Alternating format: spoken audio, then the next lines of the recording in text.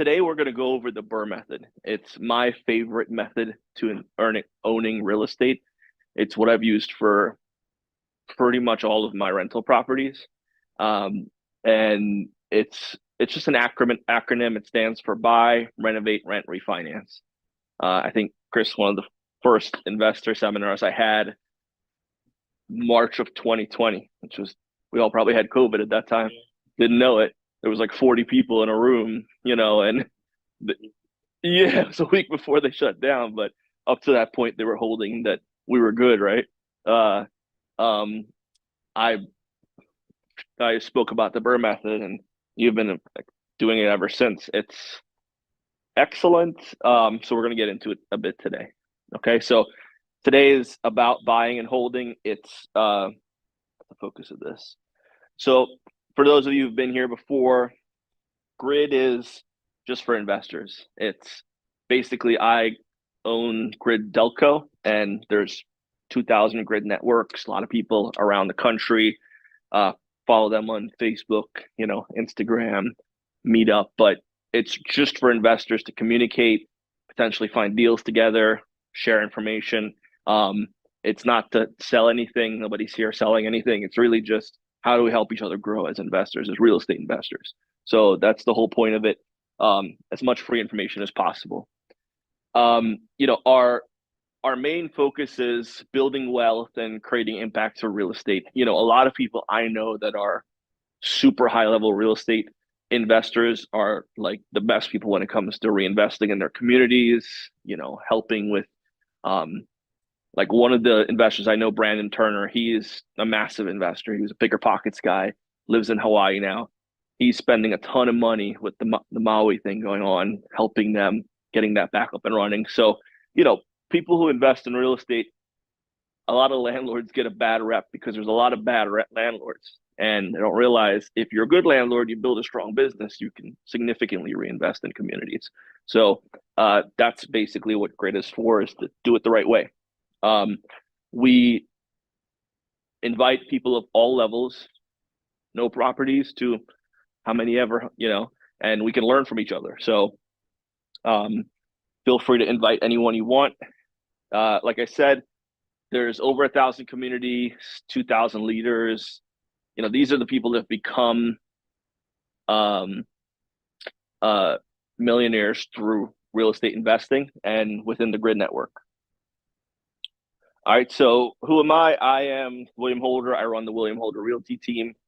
I also run this group mostly because I want to meet other real estate investors, like-minded real estate investors that either want to do deals or sell me deals, or I could sell them deals. It's really a networking thing for me more than anything. And the people I invest with today, outside of like my sister, were all clients that became friends, and now I invest with them.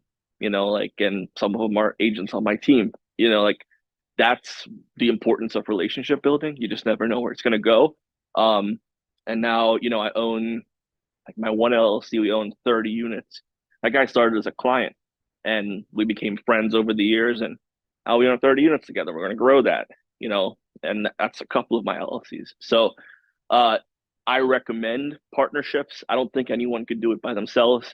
You might be able to, but as you scale, it gets harder and harder. So having help, having someone to for checks and balances, it's a mistake I made early on, and I think it's good to have another pair of eyes to throw on things and help you through. And essentially, that's what I want to accomplish, is finding more and more people to run deals through, to do deals with, and so on. So if you want to connect with us, you can follow me on William Holder Realty, on the William Holder Realty team on Instagram, Facebook, YouTube, text or call me, email. I'm easy to get a hold of, and I'm kind of addicted to checking my email, much to the chagrin of my wife. So feel free to call me anytime. So just want to go around the room real quick and get to know you guys before we jump into this. So start with you, Chris.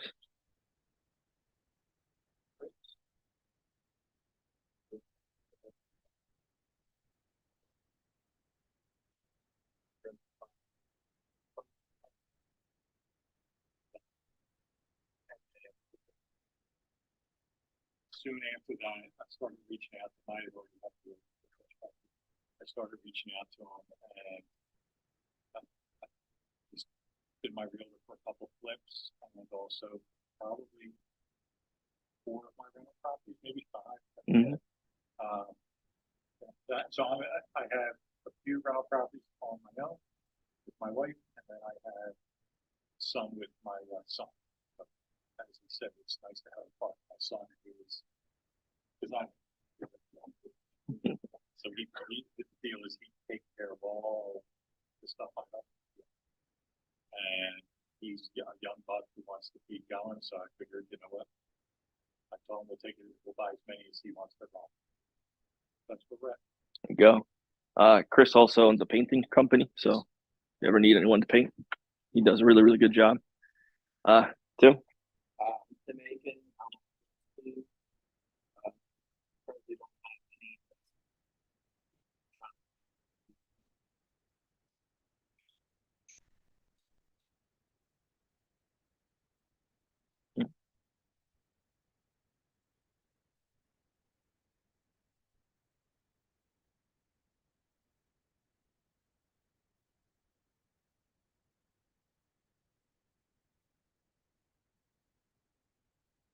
They bought it at the Philly sheriff's sale. Their their first project. Yeah, yeah, yeah, yeah. So, Mhm.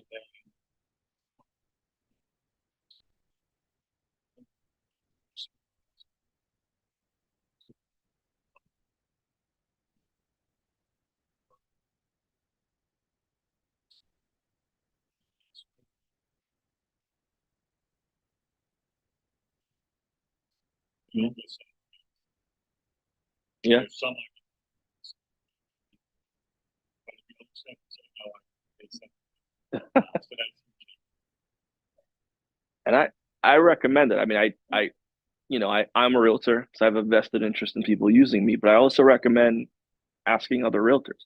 I work with other realtors. I have realtors like I have properties in Carbon County, PA, and I have realtors from there sending me deals. If they send me a deal and I like it, they represent me. I don't take any commission. They found the deal for me. They've earned their money.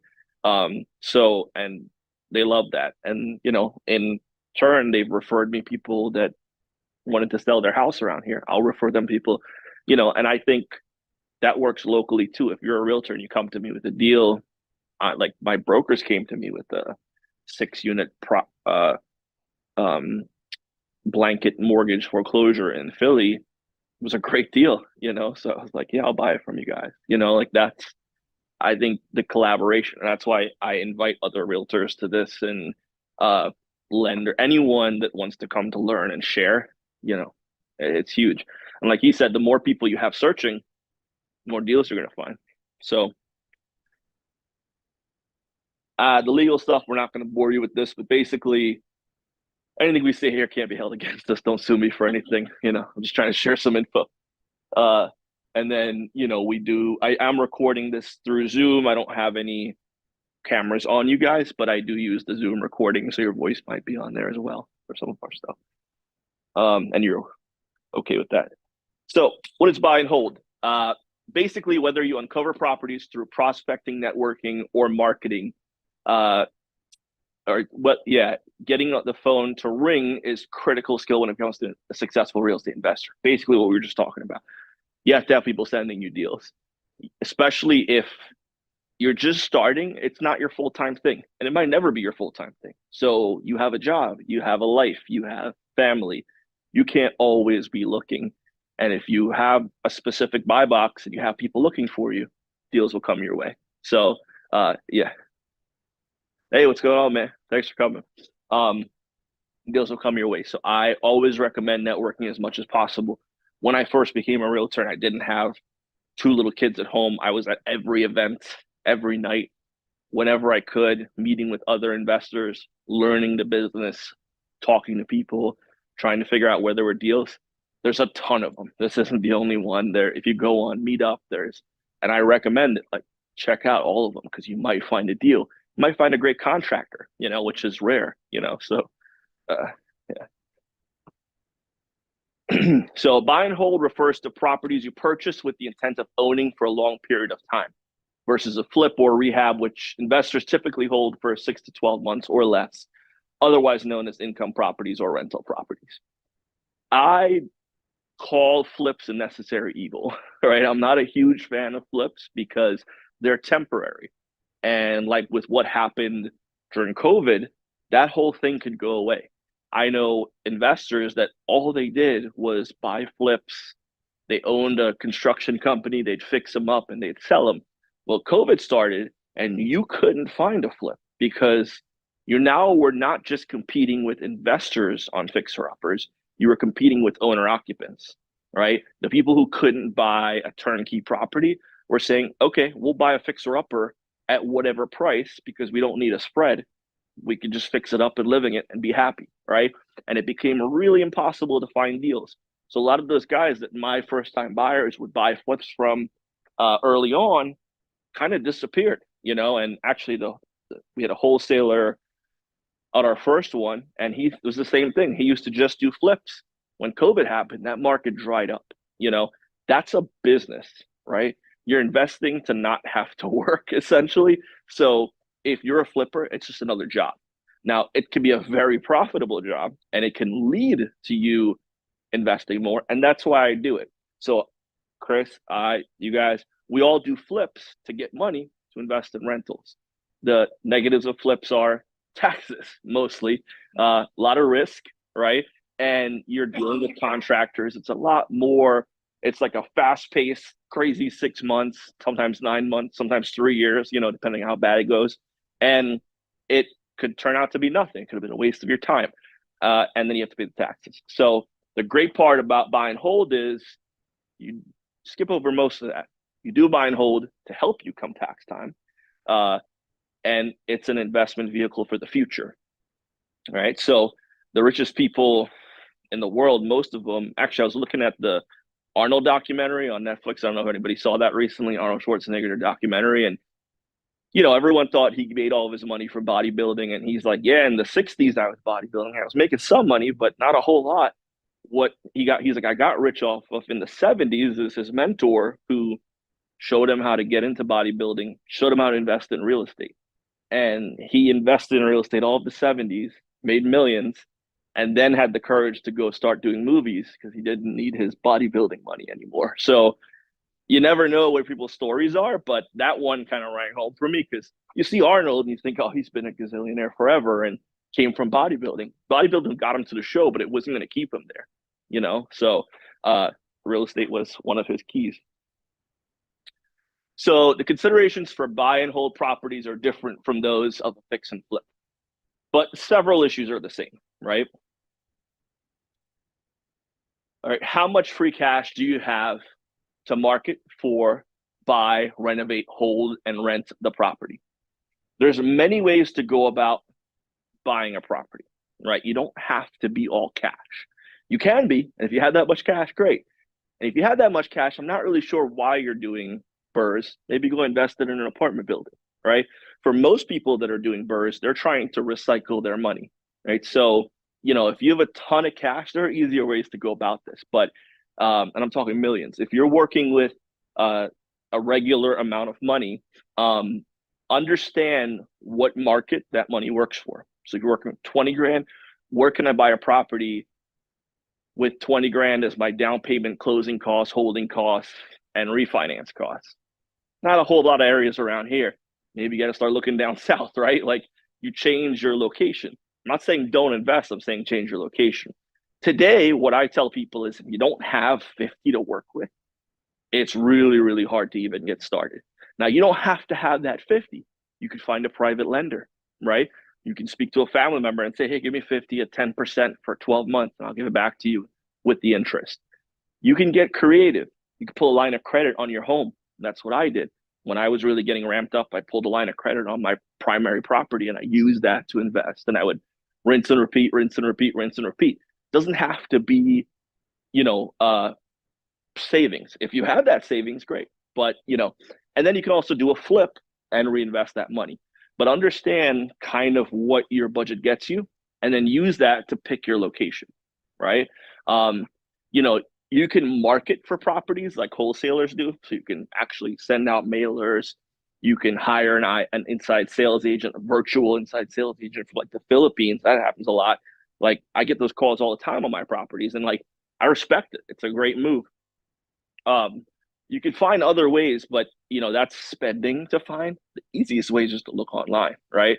Look on the MLS, reach out to wholesalers, reach out to agents, search on, Facebook, all these sites, Craigslist, get creative. Or you see a vacant home around the corner from you, go knock on the door, right? Or find out who owns it. So if you're looking to buy and hold, it's a longer term strategy. It's not a I'm going to get rich overnight. And I tell people this all the time. I people see these stories where someone will buy 10 units and they say they're financially free. And that's because that person doesn't have a lot of overhead. Their regular life doesn't dictate high expenses. Where we live, property taxes alone are pretty intolerable. So like if you live in an expensive area, 10 properties aren't going to get you there, especially if they're financed. You own them outright, maybe, but it takes a lot longer to get to financial freedom if you go the method of you're financing all your properties. Now, early on, maybe like 3 or 4 years ago, I had a conversation with the older gentleman. He called me. He had 10 properties in Philadelphia, and over his life, he would buy a property with, $25,000, $10,000, and he'd want to own cash, and then you rented him out. And now he's retired and he lives off the rental income. But he's getting tired of it. I'm like, well, why don't you hire a property manager? He's like, well, I've always done it, and I know my tenants, and I think I just want to sell them. And I'm like, man, you're gonna take a pretty big hit come tax time, like selling these properties. And he really had to think about it. And he just said, I always wanted to play it safe. I'm like, well, why don't you do a blanket mortgage, pull the equity, and then you're not paying taxes on it. And he's like, well, I had a fear of leveraging the properties. He didn't like loans. And sometimes it's a cultural thing. Like I have Muslim clients that don't want any loans on their properties. Like that's, and that's strict with them. And I get it. Like it's part of their culture. I totally understand it. For me, the more I can leverage the property, the better. So, and I'll show you some examples at the end, but if I can hold as much debt on the property as possible, it helps me as a self-employed person write down my income. It also helps me reinvest in other properties, and that's tax-free money. So we'll get to that in a second. What is your tolerance for risk? I always tell people scale gradually, right? Don't start with a 20 unit building, that could possibly tank you forever. Start with a row home, start with hey, how you doing? Hey. Yeah, start with a row home, right? Start with something simple. Start with even if it's a duplex, even if you want to do like a house hack where FHA loans allow you to finance up to a 4 unit building with the intention of living in one of the units, right? So if you said you were a homeowner, right? You went and you got pre-approved for an FHA loan. FHA loans, you can get pre-approved on up to 4 units. I think 1.5 million right now. Like they'll go pretty high. It used to be 600,000. Times have changed, but you can buy a 4 unit building on the main line, live in one of the units, rent out the other 3. You don't have to go that big. I just sold a quad in Darby to a young guy, fully renovated property. He had no work to do to it. He moved into one unit, rented out the other 3. He's living there for free. Like the rents pay his mortgage, his taxes, his insurance, his holding costs. And this was fully renovated. So, you can get creative. You could start small, but the qualification for that is you can't have more than one FHA loan at a time, right? People think FHA means first-time home buyer, and it doesn't. It just means you can't have more than one at a time. Okay, so that's one way to take a low tolerance or low risk tolerance way into investing. If you want to go high, you can go the route of the full-blown BRRRR where you buy a fixer-upper, you do all the work. We'll get into that. And your tolerance for dealing with rehabs. This is where most people get sunk in the investment world. It's the rehab, right? How much can you deal when it comes to contractors?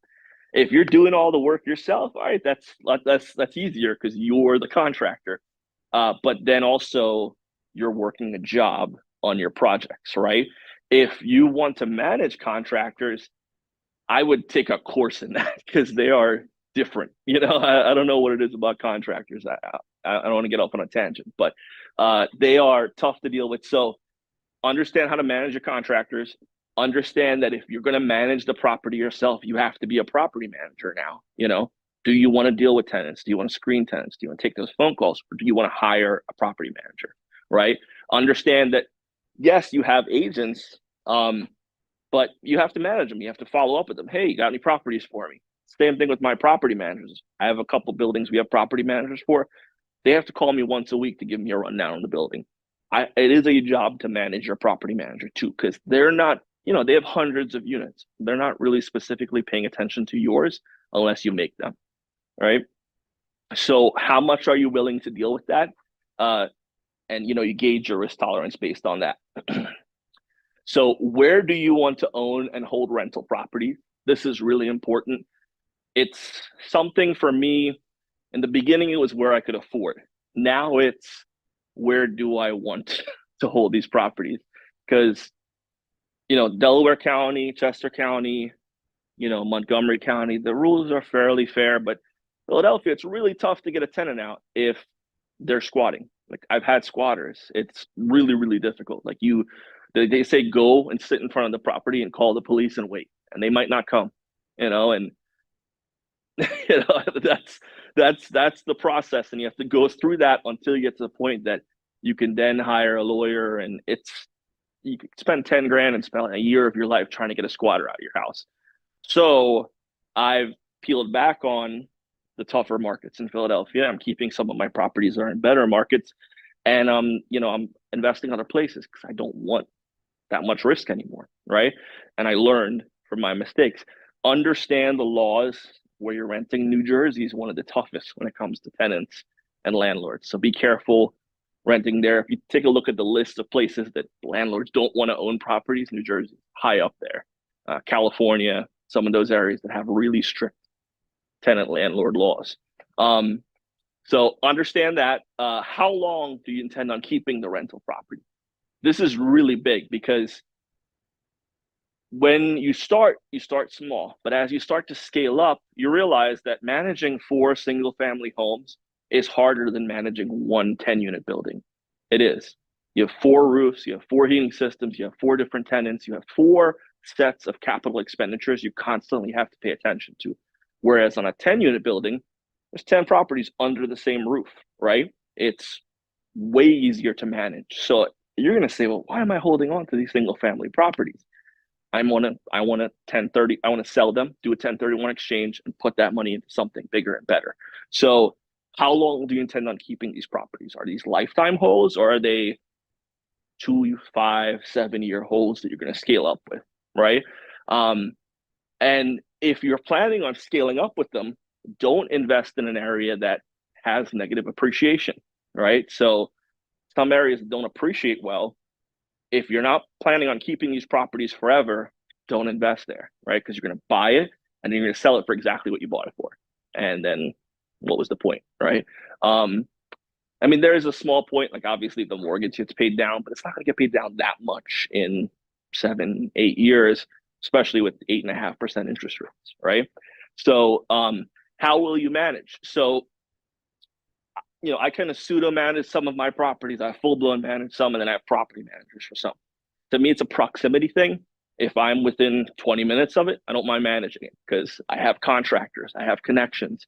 If I'm an hour away, 2 hours away, 4 hours away, I don't want anything to do with it. I want a full blown property manager that lives locally, understands the area, understands the tenant class. I have, has handyman. Like I don't want I can't call someone to go fix a leaky roof in Pittsburgh. I have no connections, right? So I have to have a property manager, right? So that's what you need to gauge. If you're planning on getting a manager from the beginning, factor for that, right? Property manager is going to cost you 8 to 10% of your monthly rent. So make sure you work that into your equation when you're evaluating the property. I have no problem paying a property manager. Like they're worth it if they're good. but you have to factor that number in early on. Okay. What is your what rate of return are you looking to get from your investment? Right now, you can get a CD for 5% for 18 months. If you're getting a 5% cash on cash return on a investment property, there's easier ways to make money, right? So find out if it's worth the investment. Right now, last year, with interest rates being as low as they were, and banks weren't even giving you 0.25% on your savings account, obviously you're gonna make a ton of money in real estate, right? But manage your risk versus reward in terms of how much you're looking. For me, I want to make $200 per door per month. That's my goal. But what I mean by that is after everything is paid, so principal, interest, taxes, insurance, I put away 5% for capital expenditures, 5% for vacancies, and 10% for my property manager. And then any utilities I pay as the landlord. After all of that is paid and my expenditures are put away, I want to see I'm walking away with at least $200. Now, if I have a partner on that, that's 100 each. Okay with that, right? Like, but that's my number. Is it perfect? No, I have some that are 184 per door and some that are 300 per door, but I want to stay in that range, right? That's my goal because that plays into I have a number I want to hit. I know how many doors I have to get there to hit that based on that $200 per door number, right? Just figuring out what you want to make. And then rate of appreciation. For me, this is huge. I've been a realtor full time for 8 years. Like in 2017 or something, a client called me to sell a house over here in Chester. Not to brag on Chester at all, but I looked at it, and it was like a $30,000 sale. And then I looked back to when they bought it in 1980 and they bought it for $30,000. And I was like, man, if I bought this property and 30 years later, I had to sell it for the same amount I paid for it, I'd want to kill myself. And like, there are areas very much like that, right?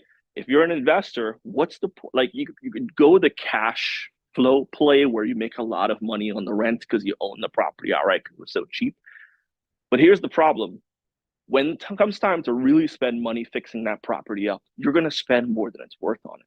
You are. Like a brick twin will cost $200,000 to rebuild in this market with our current prices for materials and labor. If that property is only worth $80,000, that's not good, So to me, that's a big thing to factor, right? Now, there are plenty of people that go the cash flow model. That's fine. I get it. All right. Renovating, buy and hold properties. So this is key because you don't want to own, if you're holding a mortgage on it, you don't want to own super high-end properties, right? The return's not going to be great. If you have a $700,000 mortgage on a property, how much money, even if you're renting it for $5,000 a month, what are you really walking away with? Close to nothing, right? So in most cases, you look for lower middle markets. Sometimes people put them in terms of like tenant class. So you have A, which is like you're renting a mansion in Villanova, and then you have B, which is a modest, like middle class type home, and you have C, which is that like 250 to 400 to 350 price range, right? Usually works with the numbers. D, you start to get a little iffy, 150 to around here at least, 150 to 250. Now this ranges in areas. Obviously, in New York, a D class property could be $1 million property, right? In New York City, here it's a little different. You want to gauge your risk on the tenant versus your return. For me, I personally don't even look at flips with an ARV over 400 right now, like I said, because the interest is so high that it'll be tough to make any money on it. Same kind of goes for rentals. Unless it's a multi-unit, I'm not looking at anything that expensive, right? So understand that, and high-end properties are nearly impossible to find at a price point that will support the rent. If you bought a property in Swarthmore for, $900,000 and the property taxes are $20,000, how are you making money on the rent? It's just not going to happen. So there's perfect example. There's a 5-unit that just sold, the corner property in Swarthmore where the Dunkin' Donuts is right here. Went up for sale. The person's owned it since I think in 2005 they bought it for $750 and they just sold it for 1.5. I ran the numbers on it. if you have a mortgage on it, it does not cash flow. You have to own it cash, right? Because the taxes are 30 grand, and the the Dunkin' Donuts has a 10 more years left on their lease. But even still, if you have a mortgage on it, it's not cash flowing. It's barely breaking even. Now, for that person, it was an appreciation play. They probably owned it cash and they just cashed out at twice what it was worth. And they're probably going to 1031 that money and go buy something even bigger. So great investment. I mean, if you told me I could put $750,000 into something in 2005 and in 2023 I'd get $1.5 million out of it, I think anybody would jump on that if you had $750,000, right? That scales. So, great investment for appreciation, okay for cash flow if you don't have a mortgage, but if you have to buy it with a mortgage now, it's negative cash flow, right? Any questions about anything I've gone over so far? Just had cash on hand and probably just said, and then they made $200-300 on top of it. Hmm? It was like, well, sure, we had $300. I wouldn't be buying to try the right. Yeah, absolutely. And the higher end the property, the less risk you take, like someone who could afford the rent to initially get into that property probably has good credit, income. They kind of care about that stuff. So not saying people that or don't, but there's a less instance of it. So I don't, if you have the money and you can be a buy and hold cash investor, 100% do it. I think it's the safest investment. Like, I'm not a financial market guy. I watched the market crash in 2008 and like my father-in-law lose half his, retirement and all of that. And I was in banking at the time, people coming crying. And I'm like, man, and I was, much younger and didn't really 100% grasp it, but it kind of set the stage for me that I don't want anything that I don't understand when it comes to investing. And like, that's why it's always been real estate for me. I have investments, but I don't pay any attention to them. Real estate's what I pay attention to, right? Because I have no control over it. And that's why over the last 3 years, when everyone came to me and they're like, you need to buy crypto and NFTs, I'm like, I don't know what any of that is. And if you can't explain it to me, I'm not investing in it. And nobody can. Like, I still don't know. Nobody else can tell me what crypto is. So maybe it's great. I don't know. I could be 100% wrong. Doesn't seem to be so right now, though, right? So real estate to me is the safest investments in the right area, right? Sure.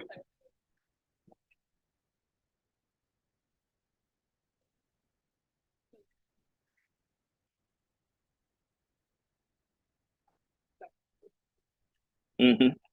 Yeah. So 5 years, I want to cash flow $1,000 a month after all expenses. Yeah. And that's the other thing too. With a single family, if your tenant leaves, you're 100% vacant. Whereas a 5 unit, if your tenant leaves, you're 20% vacant. That is easier to stomach, right? And you obviously want to make sure your leases are stacked in a way that you don't have multiple vacancies at a time, but way less risk in my opinion. All right, so this is another thing I get trapped in all the time. If you're a flipper or you own properties, especially when you first get started, a lot of people think of it as like, well, would I want to live there? And you cannot do that, okay? Because you will overspend 100%. Like, you will sink your budget because you start opening up walls and you're like, well, I would blow that wall out because I want to open concept. And then you need an engineer and then you need more permits. And then all of a sudden your budget's going up and your profit's going down. The same thing happens for your rentals, right? So I'm not saying be cheap. I like my rentals to look nice, but I am saying if you could save the cabinet, save the cabinet. If you can rip up the carpets and refinish the floors, refinish them. You don't have to put in high-end laminate flooring or whatever, they're trying to sell you. Like, if the windows are functional, save them. Like, you don't have, because they're wood, it isn't the end of the world. They just have to work, right? So you can fix them versus repair, right? You know, Obviously you want to make sure the roof is good. You want to make sure your heater isn't going to conk out on you year one because of the way you're stacking your expenses. The way when you're putting away your 5% for capital expenditures, you're planning on a bigger repair happening eventually. Eventually the roof's going to go. Eventually the heating system's going to go. But if it goes year one or year two, you now are putting money into the property, right? Because you don't have enough saved up. So if you buy a property and the roof is iffy, replace it. Like, don't try to patch it, just replace it and make it your upfront budget cost so you can leave that in the property. Same thing with the furnace. Electrical, safety issue for me, I think that's important. But I would pay attention to all those things. Also, especially in an area like ours where all of the plumbing is super old, I recommend getting sewer line insurance on all your properties. All right. I try to scope every property I buy, but these cast iron sewer lines, they are going to go eventually. It's $8 a month. I can have it for 20 years. And if it goes, it's still a positive for me. All right. So that's just a little tip. I recommend doing that. Just try to keep your repairs, your cosmetic repairs lower, but your system repairs, get them done so that from the beginning you have time. You'll see a lot of people, a lot of like foreign investors will go in and buy an entire new construction neighborhood and then sell it right before all the roofs go. Like year 19, they're moving them all out, and these properties have tripled in value, and they've literally had to do nothing for 20 years because the systems lasted. It's brilliant, right? It's the same idea. The only exception is if the place needs a full renovation. So obviously it needs to be gutted. That's fine. Just budget for it, right? So budget for the fact that I'm not going to get in and out of this property. I'm probably going to be working on it for 9 months, and then I can get out. And a lot of the deals you find today are more extensive renovations because those are the ones that do scare off your owner occupants. So you're probably going to have to do some more extensive renovations.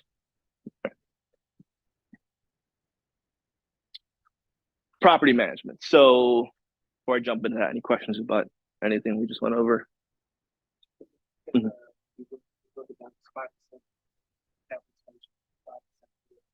5% CapEx, 5% vacancies, and 10% property management. Yeah, because you're going to have vacancies. So in that vacant month, you still have to pay the mortgage, you still have to pay the taxes, and you should still be paying yourself a profit. So if you're putting away enough, eventually when that vacancy happens, it'll be okay. The one thing a lot of people get trapped on, I get trapped on all the time and I forget it, is if I'm hiring a property manager, when they rent that property, they're taking a month's rent up front. So you're really making 11 months rent for that property, not 12 on that lease. Personally, I prefer to extend the lease, try to get a 2-year lease or a 13-month lease, something like that, just to offset that a bit. But it's something to factor. If you use a property manager or even a real estate agent, it's 1 month to rent the property, right? So, and yeah, you're going to mitigate your risk by using a professional, but you're paying for it. So factor that into your equation. So like I said, third-party property managers will cost about 8 to 10%. You can negotiate with some of them. I got some people, a big company out in Pittsburgh or in Pottstown that does mine for 7, because we gave them like a nice property, and so you can negotiate, but at the end of the day, it really doesn't matter as long as they're really good at their job, right? And when you become a high enough level investor, the game is managing your property managers, right? So have that call set with them every week. Make sure they're filling your vacancies. Check out their listings to make sure they're not using their phone to take pictures of your property. Like, use nice pictures. Market my property like you want to get top end rent for it. You do have to get on them. Make sure they're not sitting on tenants that aren't paying for too long. If you get a tenant that's back 2 months, it's really hard for them to catch up. It needs to be like, it's almost impossible. I've never had a scenario where it worked out where I was Mr. Nice Guy, and I've done this plenty of times. And then 2 months in, I still have to get them out. And now I'm 3 months behind on rent because I got to put someone else in. Like, it just never works out. So if your tenant is 10 days, they should be getting a notice. Like, make sure your property manager is doing everything they should be doing for you.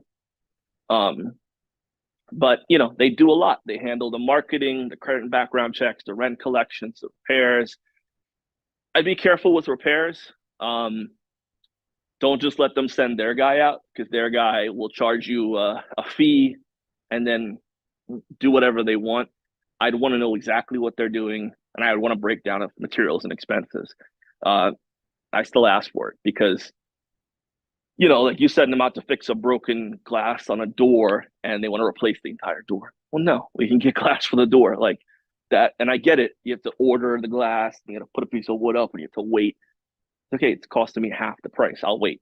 Like, so do pay attention to that stuff too, because it's not their money they're spending; it's yours, right? So,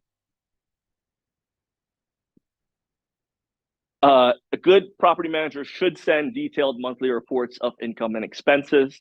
Should get a report showing all the income coming in, expenses going out. Keep rents at or just below market rates to encourage renewals and less vacancy. So, especially in a market where interest rates are as high as they are, you don't want to bleed your tenants. I mean, they're going to leave and they're going to find somewhere cheaper to rent. And then it's going to cost you a full month to get the place re-rented, and also maybe even more if it takes longer to re-rent it. Charge fair rents. Like, don't shoot for the moon right now. During COVID, sure, when there were bidding wars for apartments, okay. But now things are tightening up. Be fair with your rents, and ask your property manager too. It's self-serving for them for vacancies because they get to fill the unit and they get another month's rent. It's a commission for them. So you do have to fight that battle with your property manager. And then always do credit and background checks. I mean, just for even your friend, your family friend, do it. Like, that's when you run into problems. You don't want like a sex offender in your building, and that's a huge deal. So make sure you do your background. Because you're liable as the landlord. So never accept an excuse or partial payment. An excuse or a partial payment. That's what I was talking about. Like, it starts to build up, and eventually they're gonna be 2 months late, and you're now 3 months screwed. So loan considerations. All right. So most investment property loans require 25% equity on the purchase price or appraised value. You can get some lenders like in Philly, PFCU does 80%, but for the most part, most lenders want 25% equity, right? This is where the BRRRR method gets really interesting, and I'll show you some examples of that. But when you're using the BRRRR method, you buy a property, you want to buy it at the value that allows you to purchase it, renovate it, rent it, and refinance it and leave no money in the property, right? Or very little. So here's an easy example. You buy a property for $30,000. It needs $30,000 in work. So you're $60,000 into it. And the closing costs, your holding costs, your rental costs, your refinance costs are going to run you 15 grand. So you're 75 all in. Properties fixed up in that market are selling for 100. So when you're done, you can go to the bank and say, hey, my property is now worth 100. I'm 75 into it. I'd like my 75% back. That's a BRRRR, right? That's one half of the equation. The other half is making sure it's profitable. So you can do all that, and then the mortgage is too expensive and the rents don't cover your expenses. So you have to do both sides of the equation. That's a really simple example. And it's a property I've physically done just like that. It's awesome, right? If you can find that deal in this market, jump all over it. Even if you have to leave $5,000 in the deal, are you going to complain that you own a property for $5 grand? No, like it would have cost you 20 if you bought that property turnkey. So you found $100,000 property that was turnkey. You'd have to put 25% down. That's $25,000, and closing costs $30,000. 30 versus none. That's the beauty of the BRRRR, and it scales. It's not just on single family. That goes all the way up to hotels, right? And we'll get to that. So if you're buying the property in your own name, you're only allowed to have 10 mortgages. They're called conforming mortgages or Fannie mortgages on your credit. So if you went to the bank, even if it's the same bank you're using or a different bank, and you have 10 rental properties, 10 mortgages, they'll say, we can't lend you anymore, right? That's why you should buy in LLCs, because there's no limit to the LLCs. They're non-conforming, right? There are ways around that. You can do a blanket mortgage and move them all into one mortgage and then get fancy, but why risk it? Like, why put the risk in your name? Get it under an LLC, right? So any questions about those two? Yeah. you ever done Yeah, sure. Yeah. so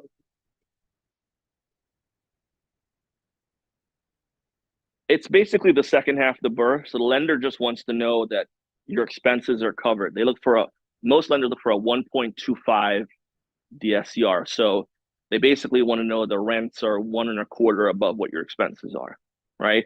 That way, if they have to foreclose on you, they can afford to pay a property manager to run it while they retake the property, right? Some are a little bit more aggressive, but about 1.25.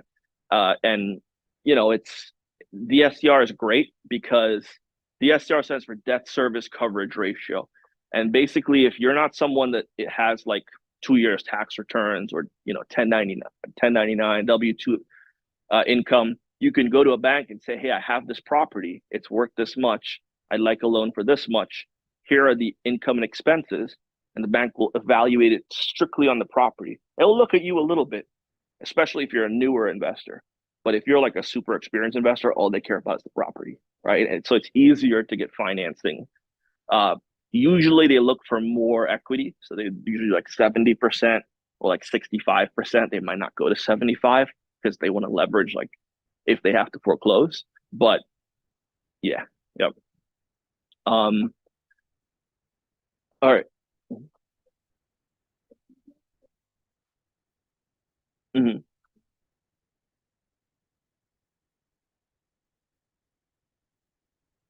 I'll say it's your call, but here's how I look at it. I look at it as, is the LLC worth suing, or is my insurance worth suing? Right? I've never had a tenant sue me, and I've been in rooms with thousands of landlords that said there no tenants have ever sued them. But the reality is, it could happen. And you have insurance on each of your properties. You have insurance on your LLCs. You have blanket. You have umbrella policies. So if I own an LLC and there's 5 properties in there, but these properties are only worth 100 grand and each, and I owe 75% on each of them. There's like $125,000 in equity between those properties, something like that. And if a tenant's going to come after me, what are they going to sue first? Are they going to sue that LLC, which is only worth $125,000, or are they going to sue my insurance, which is $1 million policy, right? They're going to go after my insurance. When you get to the point, in my opinion, that the equity in the business is worth more than your insurance, I think you should diversify. I think then you should start a new LLC, right?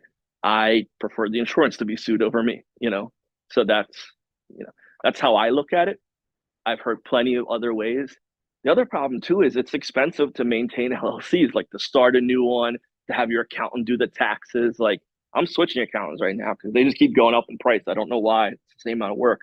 And it's crazy what they charge you to manage these. So then I was factoring in my accounting on my evaluations and it was ruining deals for me. I'm like, I just on these smaller LLCs, they don't make sense if I'm spending $1,300 to get my taxes done. It's only making $2,400 a year. Like, on the property, like why? So that's and in this case, I just had to get a cheaper accountant, just as good. But you start to risk versus reward look at it. Now that's just my opinion. The other good thing about using an LLC is banks, regular residential lenders have something called a seasoning period, where if I went to a bank and I bought a home in my name, even if it's a fixer upper, and they won't let you buy too much of a fixer upper, but let's say I bought it and I put a new kitchen in right away, and I went to that bank and I'm like, hey, I just put 50 grand into my kitchen. I bought my house for 300. I think it's worth 400 now. They don't care until month 13, right? It's a seasoning period. They want 12 payments until they will look at the new value, right? Your sale price is your value until you're 12 months in, when it's a regular conforming loan in your name. Under LLCs, those lenders, most of them don't care. Some of them do have seasoning periods, like 6 months, but most of the lenders I work with will, if I come 60 days in and I'm like, hey, I'm done with this property, they'll appraise it at the new market value, right? They don't have that seasoning period. So that's another benefit of going with an LLC.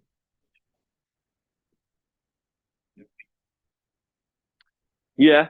Or, well, no, but yeah, at least it's a piece of paper, right? So yeah. So that's you know. Uh, so yeah.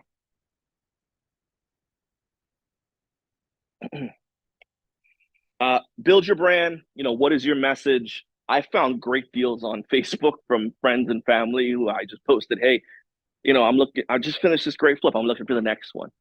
And someone will post, hey, my aunt's brother, is an alcoholic and won't leave the house. Like, will you deal with this house? Yeah, sure. I'm happy to. Like that, I know there's a deal there, right? I'm solving their problem by handling the brother, getting him a case of beer to leave the house or something, and they don't want to deal with it, right? I've dealt with it, so I'll handle that. That's a good way to find deals.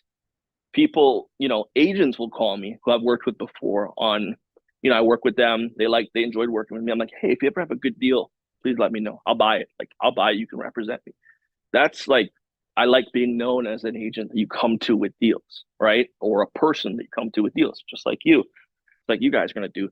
Come to me with a deal and I'll find a way to make it work if the numbers make sense. All right. I'm not just going to buy anything. But so that to me is a brand. If you're known as a good investor to work with, you value those relationships. So you're not going to let them bring the deal to you and then they go have their favorite agent sell it. Like that's not fair.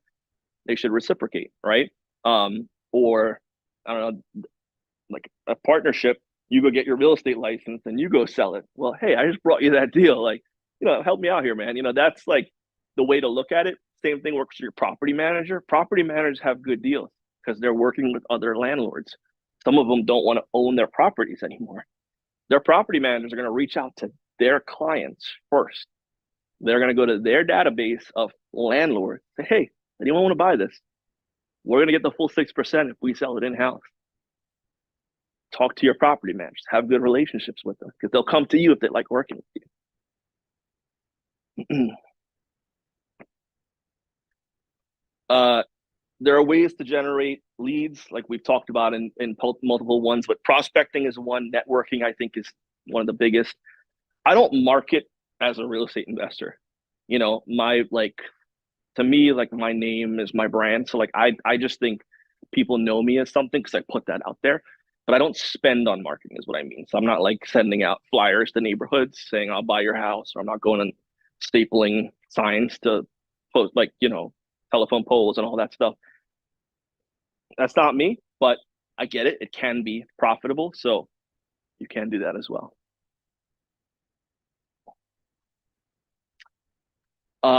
Just like any business, you should have a good database. So and it doesn't have to be anything fancy, you could just start a spreadsheet. If you work with a certain amount of contractors, a certain amount of agents, and a certain amount of realtors, keep a list of them and follow up with them. Like that list starts pretty small, but as you grow your network, it becomes huge. We have 5,000 people in our database now. Like if I didn't have a database, it would be a nightmare, right? So start managing it from a small level. When I first started, it was a spreadsheet. Then I had a cheap CRM. Now I have a more extensive CRM. Even as a real estate investor, that's huge. It's good for your tenants too. Put your tenants in there, and there's sites you can use.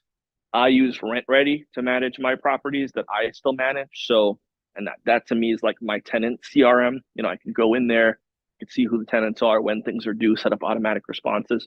I think it's a great system. They, send their rent through ACH. It's awesome. Budget and track marketing activities. So again, this is all on if you want to spend on finding deals. Got to make sure the return is there. So if you're spending $5,000 on mailers that month and you've made no deals for a year, maybe stop spending $5,000 on mailers and go knock on doors.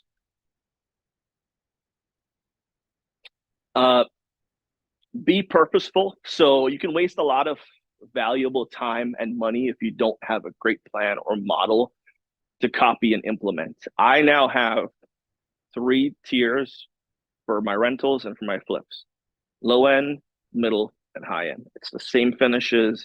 I am not redoing everything over and over and over again anymore. I thought being cute and spending more and getting fancy with like this fireplace and stuff would make a huge difference. And the end, it just costs me time and money. If you get to the super high end stuff, sure, hire a designer and go crazy.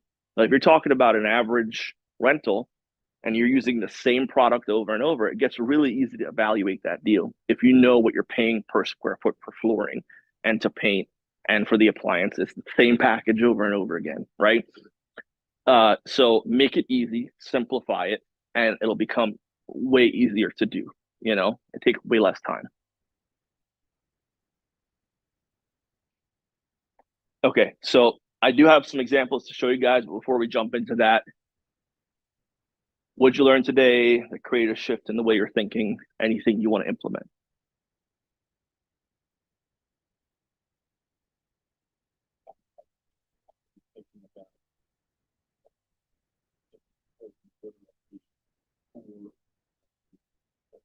Yeah, and I've been telling you to do that for a while, but at a certain point, it kind of gets boring to keep doing the single families and the duplexes and the triplex.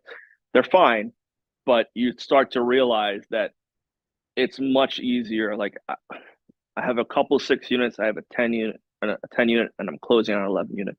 They are easier to manage than my single family properties. Like I have property managers for them. Again, it's one roof. There's less calls for leaks, wet basements, like less things to deal with when it's a building, right? Um, and the simpler the building, the better. So if it could be a rectangular box, that's amazing, right? Like I have some weird properties in Carbon County that there's like 3 roofs and different levels, and it just gets wonky. So like the simpler the box, the better. You could make the units nice, so like spend nice flooring, do things like that, but the actual building itself, keep it simple, right? And you could start any level. I'm closing on a 11 unit in 2 weeks in out by Pittsburgh for $375,000. Just because I set a number I was looking for, and I found it.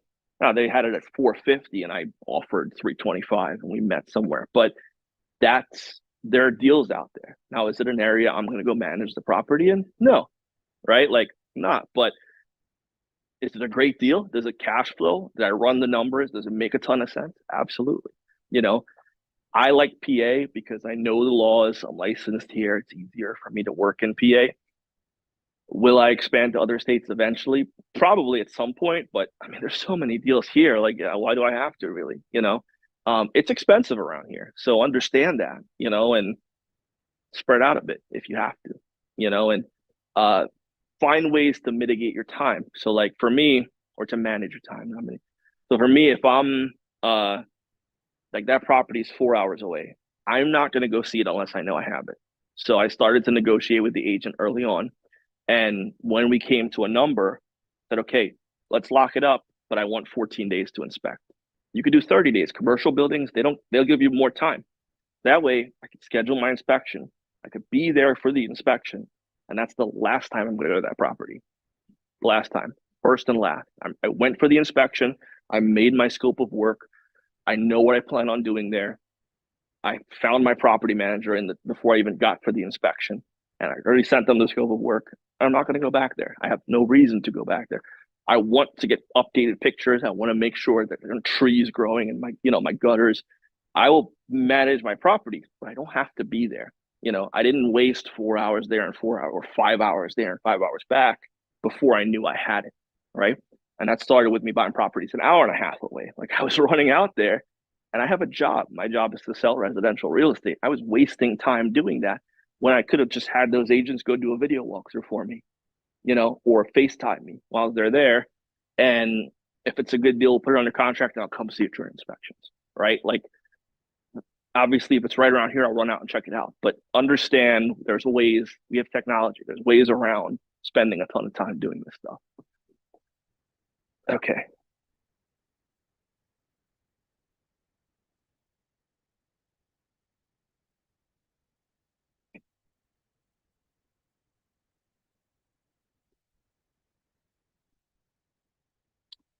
So I have a few examples I wanted to show really quickly.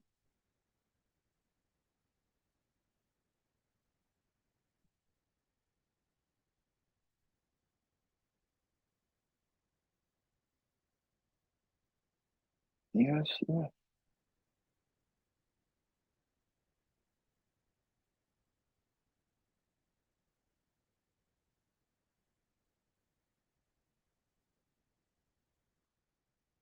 There we go. Okay. So this is actually a property I purchased in 2018. This is on LLC I have with my sister. It was in Southwest Philadelphia. At the time, it's all I could afford, right? So I went with what I can afford. Uh, the seller wanted $35,000, and I went there to actually list the property for her, and she said, "I don't want anyone walking through my property." And I'm like, "Well, how am I supposed to sell it if I can't show it?" And she's like, "Well, would you buy it?" And I'm like, "Maybe," like. So then I started to think, well, I could do this deal. I talked to my sister. We put the money together. We bought it for 35. Um, we had 3 grand in closing costs because we bought it cash. If you're financing, it's a little bit more money. So factor for that. Figure out what your closing costs are. Uh, I knew I had about 2 grand in holding costs, which is the insurance. You have to have builder's risk insurance when you're doing work. You don't have to, but it's the right way to do it. I had utility bills. They found a body in a suitcase behind the property during the project that shut it down. You never know what's going to happen. That happened, right? There was like this crazy smell, and the contractors thought it was the neighbors, and the neighbors thought it was our property. It turns out there was a body in a suitcase that was rotting away in the summer. So that shut us down for a little bit. So we had some holding costs, right? Uh, I had a renovation budget of 33,000. Of course, it started at 28 and ended up at 33 because always does. So factor for reserves at least 10%. If your contractor says it's 50 grand, it's usually at least 55, right? So factor for reserves. And then, my appliances, and I factored for how much to refinance. It cost me about $2,500 to refinance because you had to do title insurance and everything when you refinance. So it costs money and an appraisal. So I put all the money in. I was about 77, 78 into it. I knew it was worth $100,000. This is where a good agent could come in handy. You don't need to know every neighborhood. Your agent does. So ask him, hey, when this is fixed up, what would you be able to sell this for? And I knew it was worth 100. I went to a bank. I said, hey, I'm 75 into this. They gave me a loan for 75%. I got my 75 grand back. I left $2,800 in the deal. And we'll get into the profit and the rent. But at the time I rented it for like $1,000 a month. Now the rent's $1,250 a month. Rent goes up because taxes go up, maintenance goes up. You have to raise your rents, even if it's 3%. You have to raise them, or else you're paying the difference, right? And over time, it became a good property. The other thing that was great about it is in 2018, it appraised for $100,000. Last year, I found a duplex that I wanted to buy with the same LLC, but we didn't have 40 grand in the LLC. So I went to a bank and said, hey, I have this property in Southwest Philadelphia that I have a mortgage of $72,000 on at this point. I think it's worth 150 now based on the comps. They came out, they appraised it, they agreed. They gave me 75% of 150. So I paid off my first mortgage. I took that money out and I went and bought a second property. The great part of that is that's tax-free money. It is a loan on your property. It's why Elon Musk pays himself in shares or loans, so he doesn't have to pay taxes on it. That's if you are taking a loan out on it, and I'm not an accountant, so he does have to pay some tax. I don't know, but not as much as you would expect someone making that much money. But if you borrow on a property, it's a loan. It's not income, right? So I would rather borrow on a property than sell it. Because if I sell it, I have to pay capital gains. I have to pay capital gains. I mean, that's 30, 35% easy, whereas I borrowed 40 out of it. And because I raised my rents along the way, it covered it. If I'd kept the rents the same, I wouldn't have had that opportunity, right? Because using DSCR or any of these other things, they would say, well, the rent doesn't cover the mortgage and the taxes and leave you with enough, right? The new mortgage. So I was able to do that. I got that much appreciation, which is $12,500 a year. For a property that's paying for itself, I put a new roof on when I bought it. I put a new heater when I bought it, and I painted the cabinets. I made it nice, but I didn't spend a ton of money. Now, can you find a deal like this today? Probably not. Like it's a lot hard to find a $35,000 property, in area that you won't get murdered. But it like this, there are deals kind of that scale, that you can find like that. So this is a simple version. This was a row home. Very simple, easy project. Now let me show you how that scales.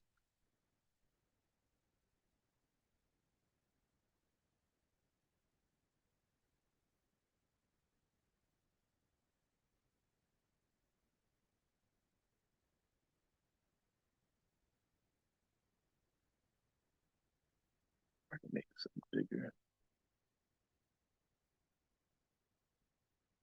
Okay, so this is a little bit more complicated of a sheet, right? But it's the same thing. All you're looking for are what's your total income, right? So we bought this property in Pottstown. We paid $540,000 for it. I did it with two partners, so we split, our down payment. We could have borrowed the down payment. There was other ways to do it too, and then we could have gotten a loan to fix the property up as well. So you can get a loan that's 80% of the purchase price or 75% of the purchase price and 100% of the renovation costs. Tons of lenders that'll give you that. So you don't have to come up with your renovation costs either. But we could have done that. On this one, we didn't. Going forward, I'm going to more. But when we bought it, the rent, it was a aging landlord, didn't want to deal with the property anymore. It was kind of letting the tenants stop paying and, not fixing up the units. I think the property was making like 60 something thousand.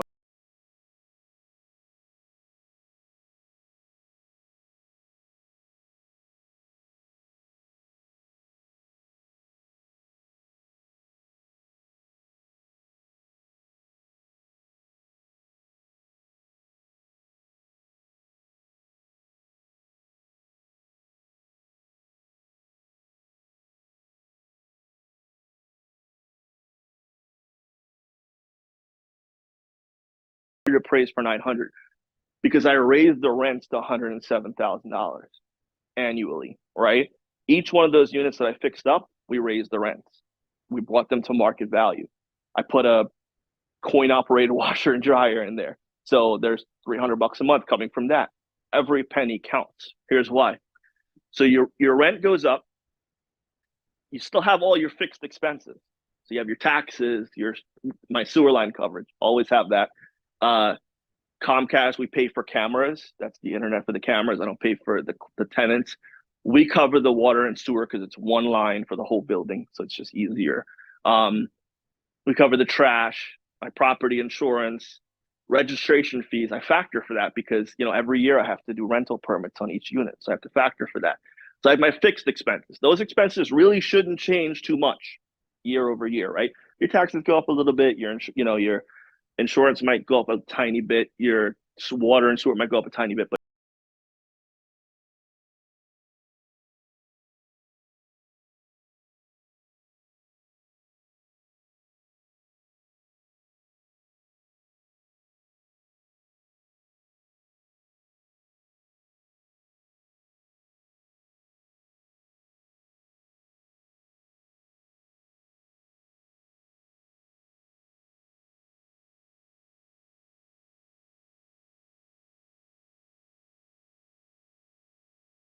always looking at is what am I going to need this money for? If I'm not putting it away when it comes up, I'm not taking it out of my own pocket, right? So I have my variable expenses. Now, your net operating expense, your NOI, is your fixed expenses or your income minus your fixed expenses and your variable expenses. So the building actually makes almost $69,000 a year, right? At a value of $900,000, that's a cap rate of 7.65. That's the capitalization rate for this property. The bank wants to see a cap rate within that market. So in this market, there's properties trading at 7.5% to 10%. We're in that range, right? So the bank agrees with me. Hey, at 900,000, yeah, you have a cap rate that works for us. We'll send an appraiser out to confirm, but you have to remember there's not a whole lot of 10-unit buildings in any one town trading. There's a ton of single family homes, a bunch of duplexes, a little bit less triplex, and there's some quads.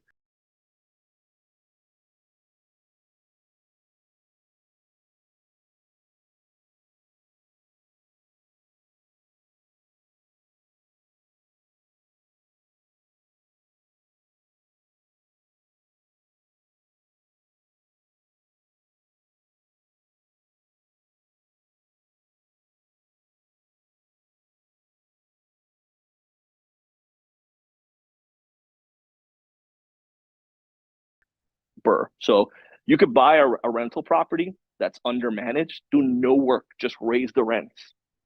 And all of a sudden your property is worth more because of your cap rate, right? You have to factor your debt service. So we have 2 mortgages on it that we're paying that.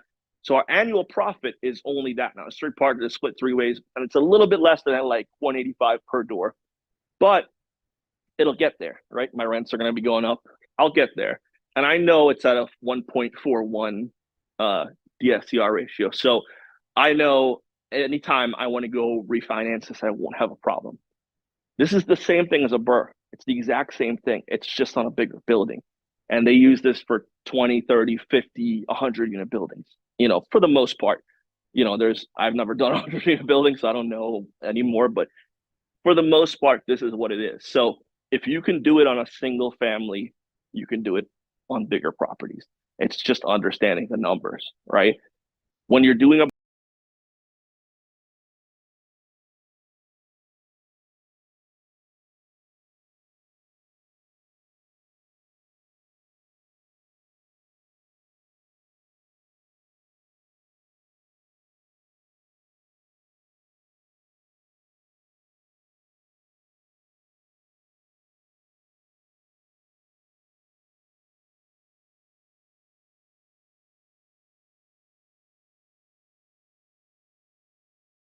out there that lives out there to do the videos for me. And in the one video, the tenant's like, well, I'm not paying any more than I'm currently paying.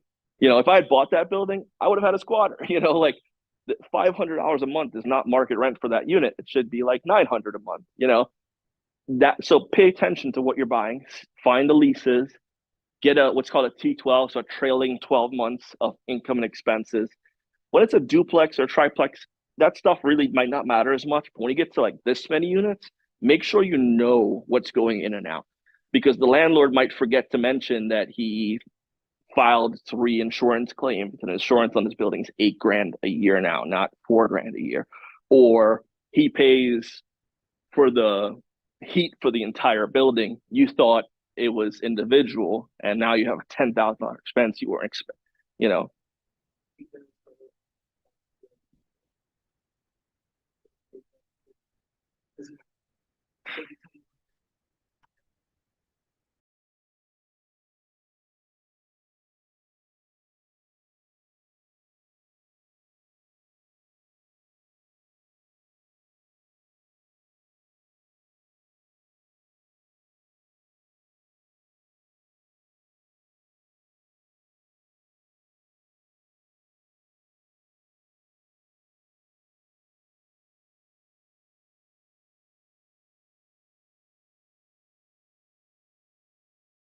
I'll be checking everyone else's boxes, right? And you're gonna have competition. I don't want competition.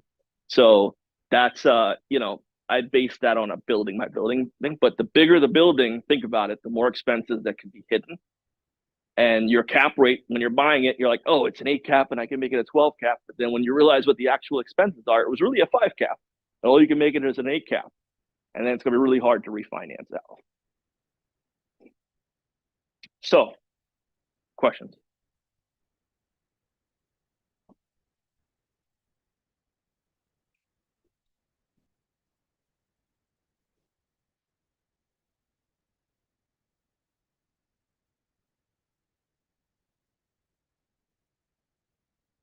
I'd like them to give me a list of referrals to call.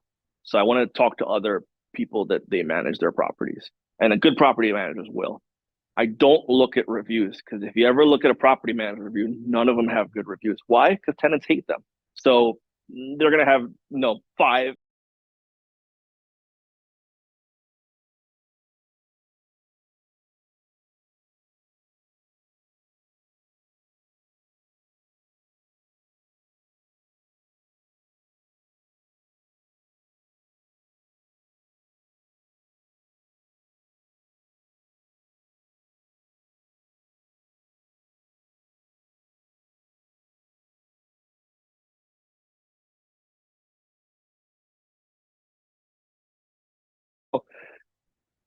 That's kind of it for me, like those things. But for the most part, if I can at least talk to 3 of their current clients that aren't tenants but are actual landlords, it's usually a good sign for me.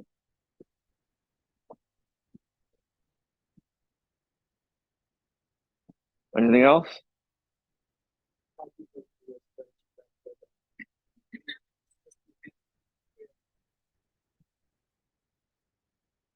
This is up there. This isn't as complicated as it gets, but it's up there.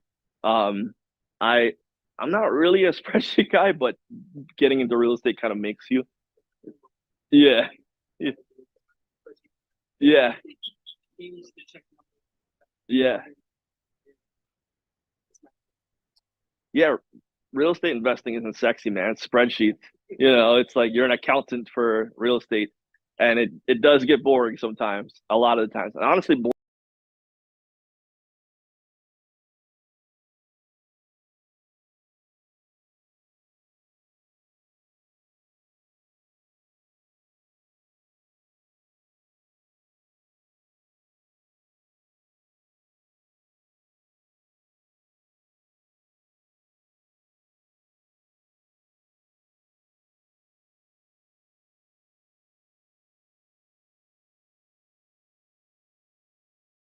great. If they don't, is there a creative way to make them work? Maybe there's something being underutilized in the building that I didn't think of.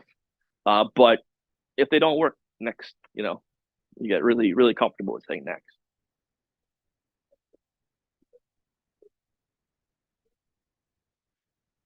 Yeah, the original purchase was not, but we actually did a second mortgage to recoup our initial investment, and the same bank gave us the second mortgage. The reason I didn't touch my first mortgage because it was 4%, and I was like, I'm never touching this. And the second, is at whatever the rate was at the time, like 6% or something. But the other thing is, a lot of commercial loans are only sometimes 5 or 7 year terms, sometimes even 3 years. So every 5 years, you're usually refinancing before it balloons. And that's another reason you should be raising your rents, because if things happen like have happened in the last 12 months where investors were paying 4%, now they're paying 8.5%, and you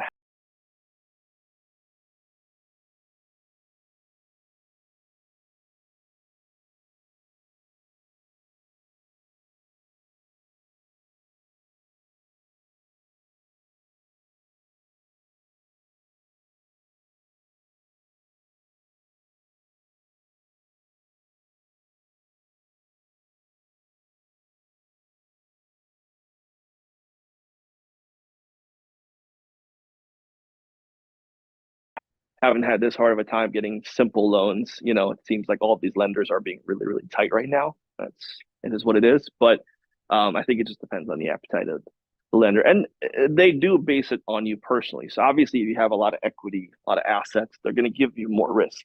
They want to see you have life insurance. Like things like that. Every time you do a commercial loan, they ask for a personal financial statement. They want to see that you're not too risky, and if you die, something's there to cover it, right? So those are all things that make you more lendable.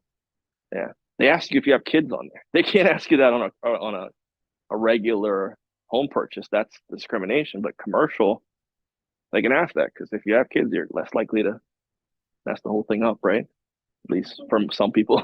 So yeah. Yeah. So yeah. Yeah. So I love the BRRRR method. I could talk about it for hours because it's what's gotten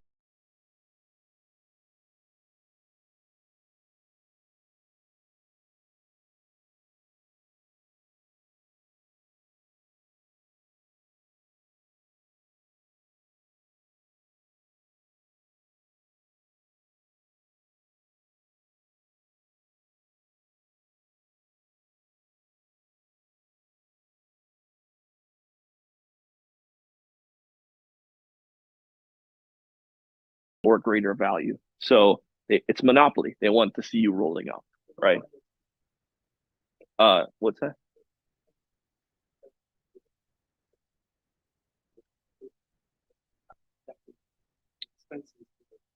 That's with your accountant when you're doing your taxes. That's like later after the end of the year. But during the actual process, they want that money to go and be handed out. Yeah. So you put this have to be one property or people or do you buy three different? I'm pretty sure you could buy multiple. Yeah. I'm pretty sure. I'm not 100% certain of that, but I think I've asked that question before, and I'm pretty sure it's multiple. They just have to add up to people who can work more. Yeah, yeah, and you could put it into like a joint venture too. It doesn't like if you know. Yeah, yeah. I'm actually doing one right now with the client. The property we're buying in Pittsburgh, half of the money is coming from his 1031 into a property we're buying together. And it's great. I mean, he and uh so it all goes back to monopoly, right? They want to see you rolling it forward. That's why they're not taxing you on it. Because they expect in the end they're going to get a massive hit off of you, right? You're going to appreciate each one of these properties over 28 years or whatever. And at the end, you pass away, you're supposed to pay an inheritance tax, which is a smack in the face, right? And that's where you get a trust. And that we can go into more and more stuff after that. But there are plenty of ways to hide money legally.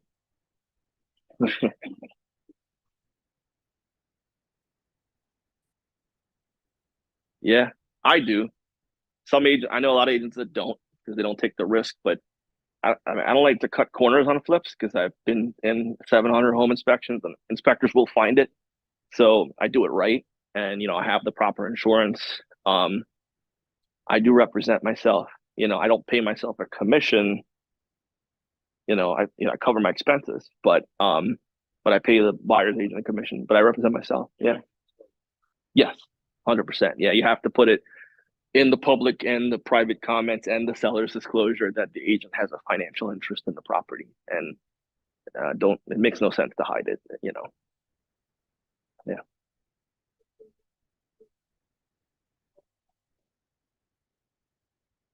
I've never had it happen, and honestly the agent's taking more risk doing it that way, right? So if I buy a property and I flip it and I sell it, not only am I risking being sued, I'm risking my real estate license like coming into question. That's my livelihood. So maybe I'm stupid for doing it, but it's a lot more risk, honestly. And I think you're adding a layer of protection. Now, it, it, I've had agents who are like just flippers that'll like list one property a year, and they're a nightmare to work with because they don't do regular transactions and they're emotionally invested in this one flip. And it makes the transaction very difficult. It's like pulling teeth. There's no separation. Like you hire an agent, you hire a lawyer, you hire if you're a football player, you hire an agent to deal with the general managers as a layer of protection, right? To not get emotionally involved and to be a layer of protection. Same thing in real estate. If you're that person all in one, like you end up in a Lamar Jackson type situation where he's fighting with the GM for a year, and not getting paid, and that can go bad really quickly. So, yeah, but for the most part, I haven't ever seen a lot of problems with it. Yeah.